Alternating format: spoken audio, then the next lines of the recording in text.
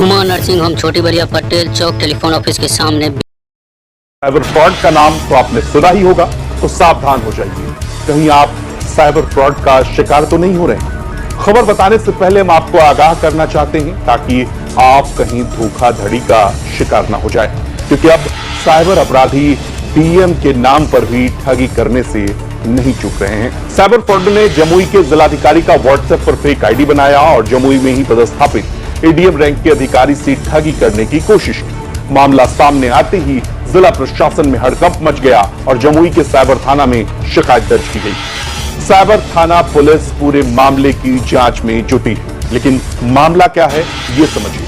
Cyber fraud ने जमुई के जिलाधिकारी अभिलाषा शर्मा का फोटो लगाकर व्हाट्सएप पर एक नंबर से आईडी बनाई और उसमें जमुई के ही पदस्थापित एडीएम रैंक के अधिकारी से 50,000 रुपए की मांग कर दी।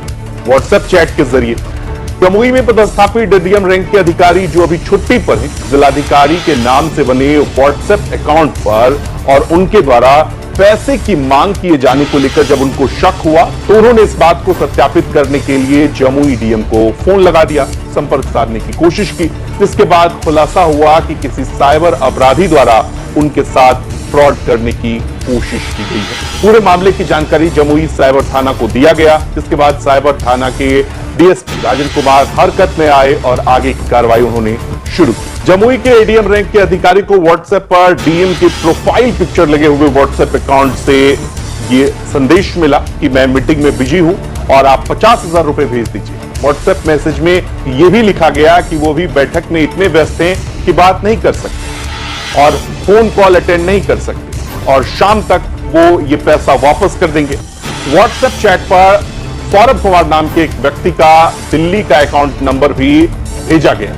अब इस अकाउंट नंबर को साझा किया गया। जिला प्रशासन द्वारा इस बात की जानकारी जमुई साइबर थाना को दी गई। जानकारी मिलने के बाद पुलिस इस मामले में छानबीन शुरू कर चुकी है। साइबर थाना प्रभारी डीएसपी राजन कुमार ने बताया कि जिस नंबर से व्हाट्सएप अकाउंट चलाया जा रहा था वो नंबर उज्बेकिस्तान का और पुलिस पूरे मामले की गंभीरता से जांच कर रही है। अभी जो प्राप्त सूचना है उसमें ये पता चला है कि कोई एडीएम रैंक के ऑफिसर हैं, उनको एक मैसेज आया व्हाट्सएप के थ्रू, इसमें मतलब डीएम का फेक ये प्रोफाइल लगा के उनसे 50,000 रुपये की मांग की गई है। तो कोई एग्जीक्यूटिव प्रोस्पेक्ट्स फंड करने के लिए, मतलब मैं अभी मीटिंग में हूँ और एग्जीक्यूटिव प्रोस्पेक्ट को फंड करने के लिए 50,000 रुपये और उसके लिए एक अकाउंट नंबर, मतलब वो जो बैंक ऑफ बड़ौदा का अकाउंट है शेयर किया गया है। तो पुलिस द्वारा उसमें अभी तक दो तीन कार्रवाई की गई है। सबसे पहले तो उस नंबर को, वो नंबर का ये किया गया, सोर्स कोड का जो कंट्री कोड है उसको ये डिटेक्ट किया गया, तो वो उज्बेकिस्तान का मतलब ये दिखा रहा है। 998 वो कोड है, वो उज्बेकिस्तान का है। सेकेंड, उस नंबर को हम लोगों ने ब्लॉक करवाने के लिए जो national cyber crime recording portal है, उस पोर्टल पे उसको सस्पेक्टेड कैटेगरी में रिपोर्ट करवा दिया है।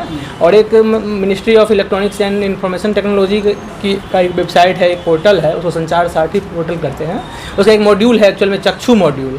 उस चक्षु मॉड्यूल पर भी जो मोबाइल नंबर है, उस मोबाइल नंबर को हम लोगों ने सस्पेक्टेड कैटेगरी में रिपोर्ट करवा दिया है। तो वो मोबाइल नंबर को हम लोग ब्लॉक करवा दिया। उसके बाद से वो जो डिटेल्स है उसके लिए हम लोगों ने व्हाट्सएप को एक मेल किया है, व्हाट्सएप को लिखा गया है।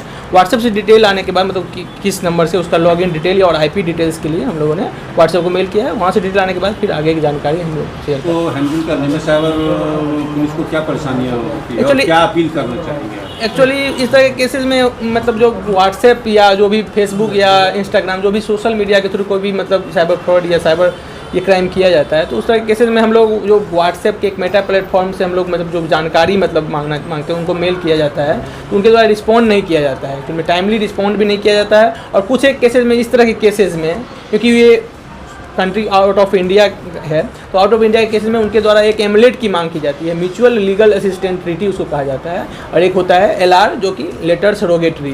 तो इस दोनों की मांग करके हम लोग की रिक्वेस्ट को एक्चुअली में ज़्यादातर केसेस में 90% केसेस में खारिज कर दिया जाता है। इस कारण हम लोग एक्चुअल उसका जो हम लोग आईपी एड्रेस और जो लॉग डिटेल्स मांगा जाता है व्हाट्सएप से, तो उनके द्वारा टाइमली प्रोवाइड भी नहीं किया जाता है। और कभी कभी मतलब 90% केसेस में वो म्यूचुअल लीगल असिस्टेंट ट्रीटी का बहाना बनाकर या लेटर सरोगेटरी का बहाना बनाकर, सिंस द इंफॉर्मेशन मतलब साउथ फॉर इज मतलब belonging to outside the jurisdiction of India, इसी कारण से क्या कहते हैं उस तरह के केसेस में मतलब उन लोगों के द्वारा प्रोवाइड नहीं किया जाता है, जिस कारण हम लोग एक्चुअल जो परपेट्रेटर हैं उन तक हम लोग नहीं पहुंच पाते। क्या अपील करना चाहेंगे इस तरह के केसेस में इसका prevention is better than cure, हम यही कहना चाहेंगे कि इस तरह के केस में प्रिवेंशन ज़्यादा जरूरी है।